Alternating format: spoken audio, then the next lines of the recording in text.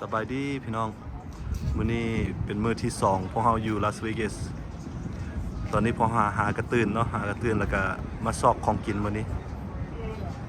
สิพาหมู่มากินอยู่ห้านนาเบฮอตพอตห้านนี้มีหลายอย่างห้านนี้มีฮอตพอตมีซูชิ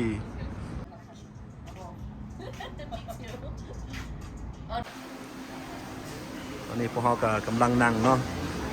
มากันมา9 คนมื้อนี้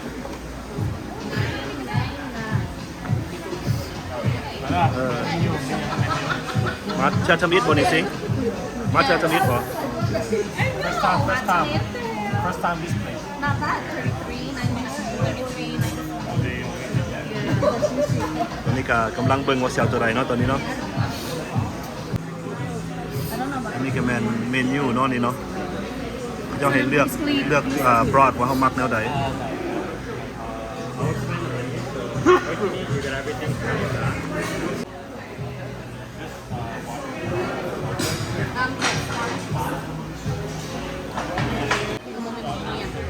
ตอนนี้พอเขากำลังออเดอร์ของกินอยู่ตอนนี้ออเดอร์ซูชิออเดอร์appetizer What sushi do you guys have? Did you order sushi already? I think I ordered already. no I only got ยูพี่เขาก็มาเอาของกินเองเนาะเขามาเอามีนูโดอยู่นี่มีอุด้ง Yeah. Mi I pho, don't check mi inside egg there if noodle. they have anything there. Go inside.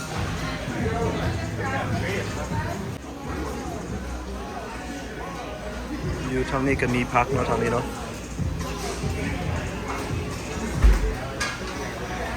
ก็มาทางนี้ก็มี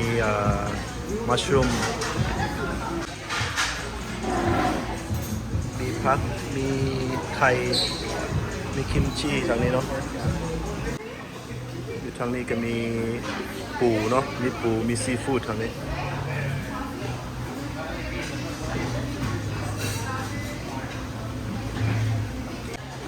นี่ก็เป็นซีนที่พวกเขาออเดอร์มาเนาะนี่เนาะ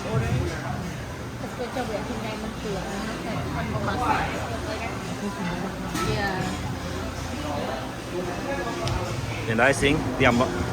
มีแต่แนวแซ่บๆเนาะนี่ก็ซีนแลมแล้วนี่เนาะแม่นบ่อั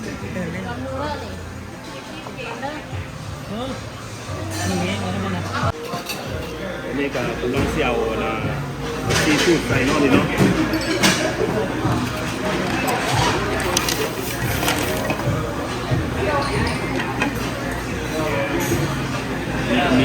มีซีนเห็นว่าซีนใส่ไป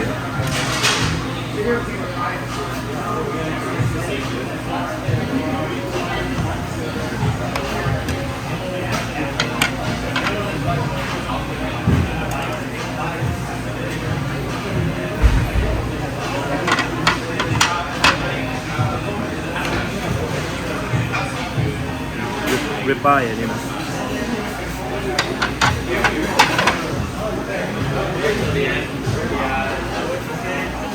ซินริบบ้าย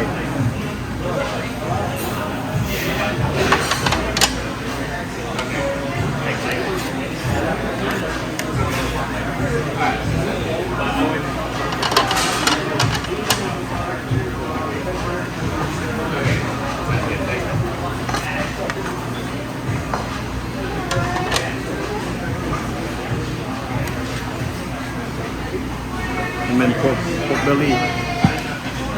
thank you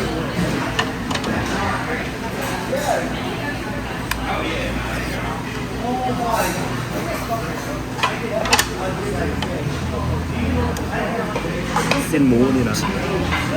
Salami. There goes salami in the pot.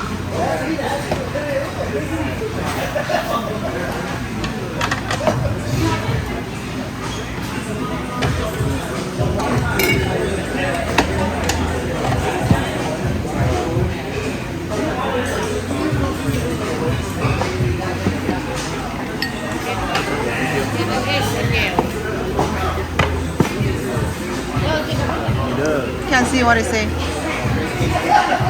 ของแซ่บ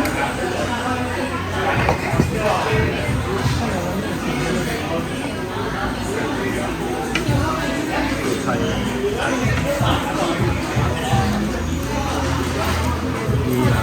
นี่พักนี่นะใส่พักอันนี้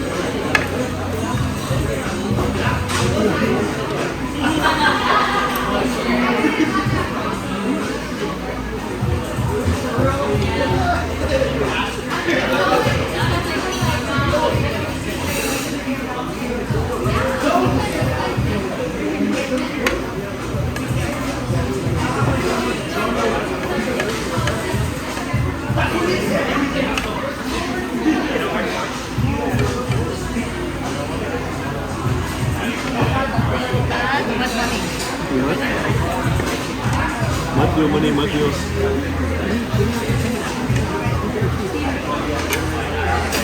Morning. เอามัดอยู่ Three what moon? เขาจะให้ได้2 ชั่วโมงมั้ง Lucas caught you guys corner. โอ้ thank you เดี๋ยวยืดมาก่อ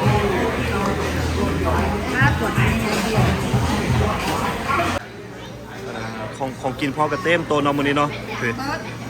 เต็มทั้งซูชิทั้งไฟแครกเกอร์บ่ตัวนี้ตัวนี้ This one, what is it? the shit เนี่ยตัวนี้ might be one of them Order like what but you You guys, I don't know which one it is. know which one to check? You guys, the meat in here is all covered. มื้อนี้มากันหลายคนมื้อนี้9 คน Yeah, before it gets like too hot for you guys. ของกินเต็มโตะพี่น้องนี่ก็แม่นลูกไอซิงกับลูกไผ่เพิ่นเนาะนี่เนาะ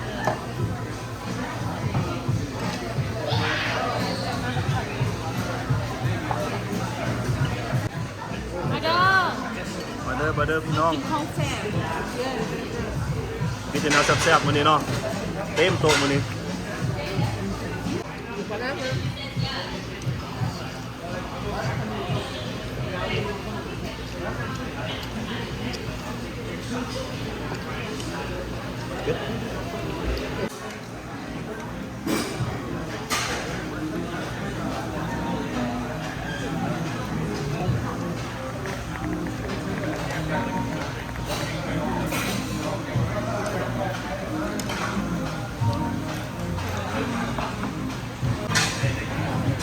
มาบุบนี่บัสนี่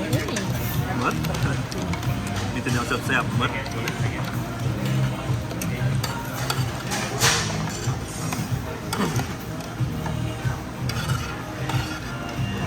ตัวนี้ respect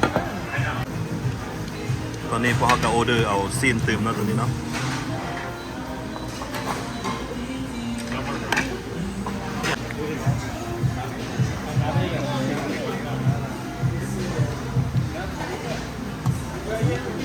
ตัดมันอันเราให้เขาอันไปโน่นอยู่นั่นไปนอนแล้ว นี่พวกเขาก็กินหมดแล้วบัดนี้นะสิงเป็นยังไงแซ่บบ่สิง Yeah, what side not? I was what side? เบิดพี่น้อง เบิร์ดบักละลาย เหลือแต่ถ้วย เลือดจะป่วยตั้งนานเลือดเป็นของกระดูก ของเพิ่นเบิ่นั่นก็หมด แซ่บหลาย ขาตีบแล้วนี่ ๆกาฟีเป็นยังไงกาเถิก